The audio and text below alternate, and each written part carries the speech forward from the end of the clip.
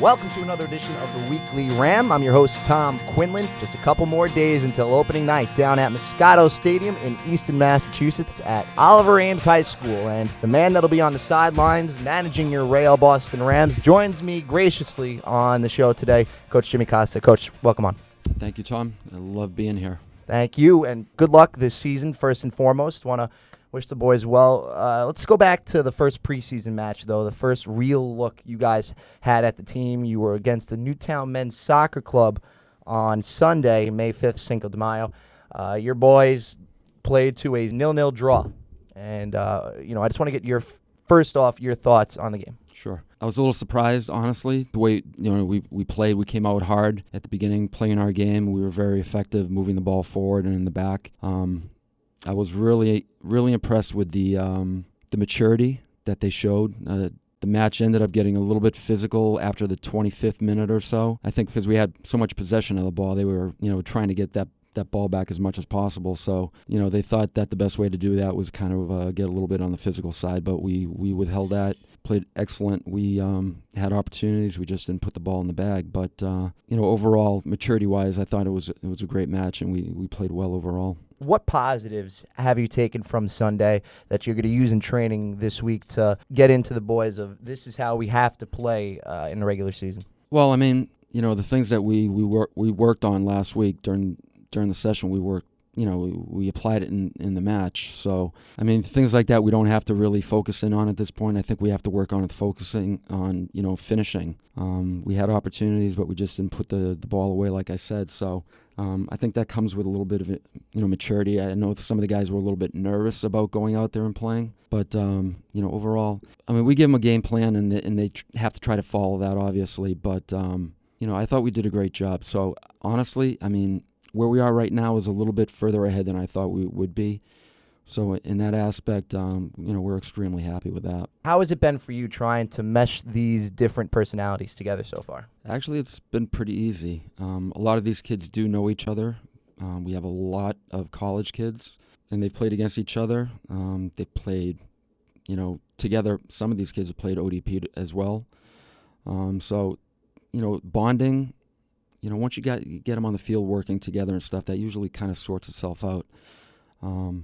Due to the fact that we are a young team, we are looking at our older players, more experienced guys to come in here and help out, making everyone feel comfortable and getting everybody on the same page. So I think that we still have to work on that a little bit, but again, with one week's worth of training in there, I mean, guys are working hard, they're playing together, so I don't see that as a big obstacle at this point right now. When you look at your older guys, you said you have some veterans on your team, a lot of guys with deep knowledge of the game. What did you say to them in the training leading up to the preseason match to get the rest of those inexperienced guys on the same page? I think it comes down to leadership. I think guys like Andrew Souza and Ryan Maduro, guys that have been around, a while at different levels, I think they need to take on that leadership, a little bit more than, say, someone who is a 4-year starter in college. We have guys that have played overseas. We have, some MLS experience. We have some guys that, have been, like I said, in overseas in Finland. So I really haven't approached it with those guys too much. I've kind of stepped back a little bit, try to see who would take that posture, who would be a leader on this team. And I think, guys like Andrew Souza have done a fantastic job so far. He's come in, he's worked extremely hard, and he's been pushing those guys, during the session. So I'm going to let that develop a little bit, right. But, I think we're well on our way to getting that squared away. And who are those guys from overseas? Well, Andrew Souza played in Finland. Mm-hmm. He came back. Ryan Maduro has some MLS experience. So, those are the type of guys that you look for to stand up and take that ownership of the team. So that's forming, and it's going to take some time to do that. But like I said, I mean, a guy like Andrew Souza, I've been pleasantly surprised, what he's done so far with the guys. So the MLS and European soccer are two different brands of football. Mm-hmm. So how are they trying to integrate what they learned together and trying to spread that out through the rest of the team? Well, you look at those two guys there, they kind of grew up together. They're from the same area. They played ball, I think, since they were 5 years old. So they know each other inside and out. They know each other. And playing at that level, you pick up the soccer culture a little bit more than say just, a college kid or a high school kid. So they've seen that, they can take that to the next level. They can show the younger kids this is the way it's done. If you do it this way, you'll have success. So we're really depending on those guys to really step up and do that. But, again, it's a culture. It's where they've come from, what they've experienced, and that's only going to help everybody else on the team. You talk about culture. One of the big pressing issues right now in American soccer is that, opposed to European soccer, there's no academy kids. So, you as a head coach, what are the benefits of having an academy established here in this country right now?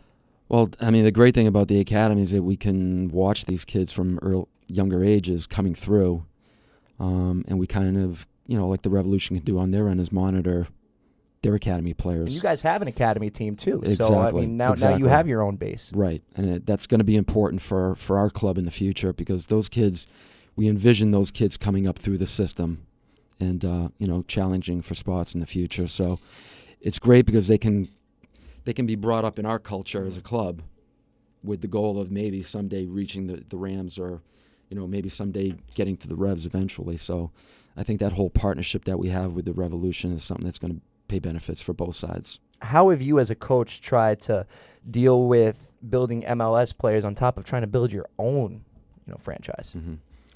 Well, I think that's ultimately the goal, is to get these guys onto the next level. We made a decision at the very beginning that we were going to be more of a development side instead of just stressing victories all the time. We want to develop these kids. We want to get them onto the next level, whether it's USL Pro or MLS.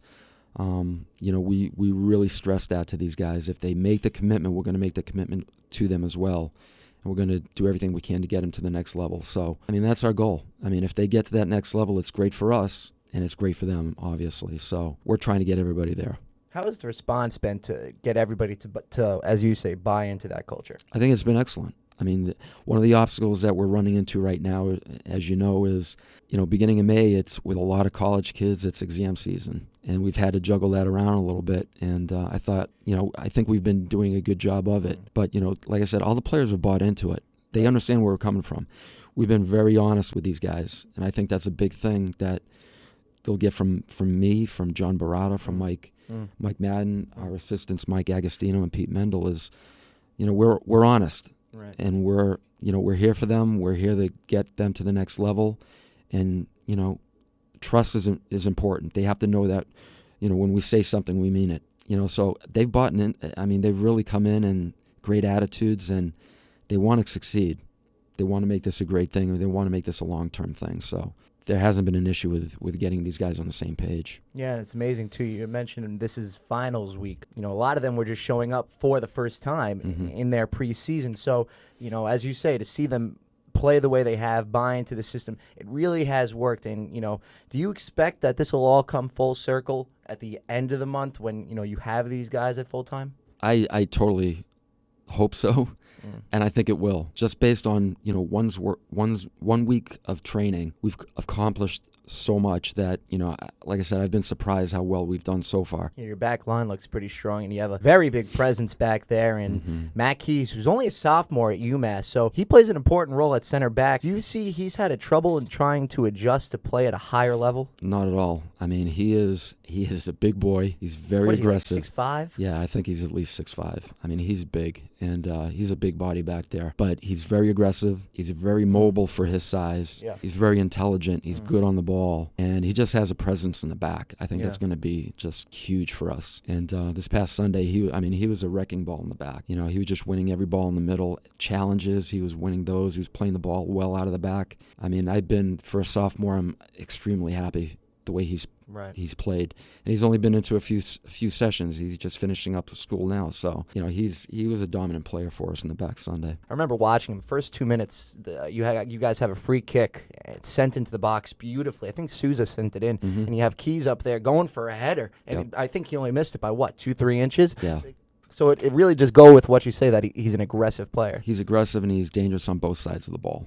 And that's important. That's huge. On set pieces now, that most goals are scored off of set pieces, whether the corners or indirects or direct. So to have somebody with that presence inside the offensive box, that's huge.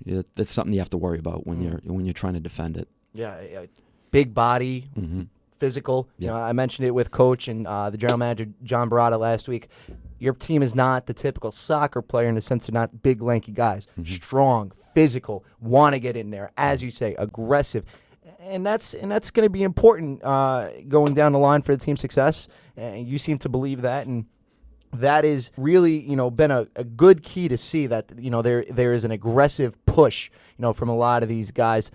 Would you say that the two biggest things right now that you think you're struggling in, the two biggest departments outside of what you've already told me you've accomplished and what you want to work on, communication and finishing, would you say that's about accurate? I think finishing is, and I think most of the time that's the last piece. That's what takes the longest to try to develop, because offensively, it's just not just whacking the ball forward.